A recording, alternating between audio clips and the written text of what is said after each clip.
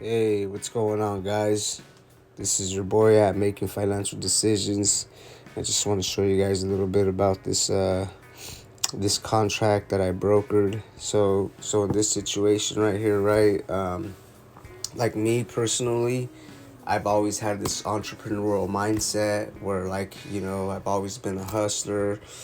I follow a lot of the greats. I listen to a lot of like audiobooks and motivational speakers, and I've listened to like Grant Cardone and stuff like that, and I've always you know to taken a fearless attitude when it comes to business.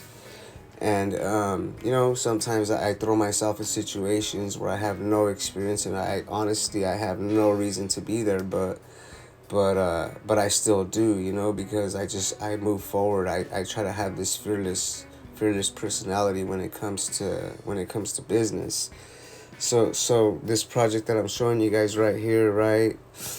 What happened was, I ran into an old friend of mine that I had known from my neighborhood, and ran into him at like a local donut shop, and he was just telling me about how he was working in construction, and he was like a supervisor, and he had recently branched off to do his own thing. He was going to become a contractor, and I seen some of his work. His work looked nice, and it was pretty funny because at the same time, one of my good friends of mine reached out to me and had asked me if I knew anybody that does like construction and remodeling and stuff. He was looking to remodel his daughter's house, and I was just like, as a matter of fact, I do. So I had talked to my buddy, and my buddy had explained to me too, my childhood friend, that if I brokered any deals for him, that he would give me a referral bonus, a referral gift. So I was like, man, let me make that call. So long story short, right here on this project that you guys are looking at, just for being the middleman, right? I got involved. I got myself involved, right? I didn't just pass on the information. I actually, you know, kind of got really involved and wanted to look at the contracts and negotiate everything. My buddy had told me about some other jobs that he had done for some local people. So I went and talked to them, got their input on how his work was. He had shown me some of his videos and stuff. So I got really involved. I was part of the notary process as well. I have a sister that does notarized paperwork. She notarizes paperwork. So I got myself involved, and I earned myself a $3,000 referral bonus. Right when the project started and they released the first part of the funds, got about a $3,000 referral bonus out of that, right? Which was pretty cool. Um, so I will say this much, sometimes when you're in a situation like this, and you know stuff like this can be way over your head, right? You don't know how it's gonna go, and you know what? It hasn't been going as good as I thought it was gonna go. But it's part of a learning experience for myself.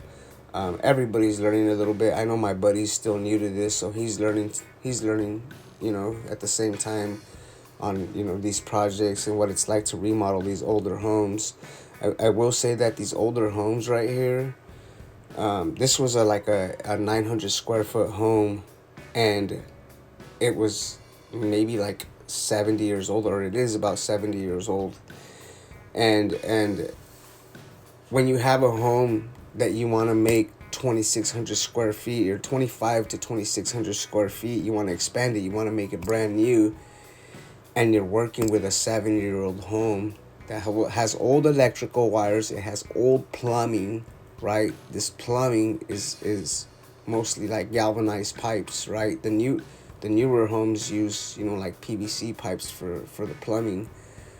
When you have an older home like this, and then on top of that, the building codes, if they even existed back then, when the home was constructed, are a lot different to what the newer codes are now in the 21st century. So they ask a lot. Like, as far as the city and the inspector, they want a lot of changes. And what happened with all those changes it really pushed this project back a lot more than it should have. On top of that, this project started in 2020, right when the pandemic hit, right? So everybody knows the effects that the pandemic took on all industries across the board. So we had like backups and materials, and everything was, COVID lockdown. So I think the city even shut down for a little bit, and there was like a major delay. So we are just having delays after delays on this project. And I will say this much: when, like, we didn't know, I didn't know, to me this is a learning experience as well. So what I would like to emphasize is, like, and I learned this in business law, and I should have maybe even gotten to an attorney, but we were working under a budget, and going to an attorney, I know it would increase the cost, but there's other ways. Like going online, you can do some research on how to type up a contract for a construction job like this, because due to the fact of these delays, it's this project is going on about 2 years, and it's very unfortunate.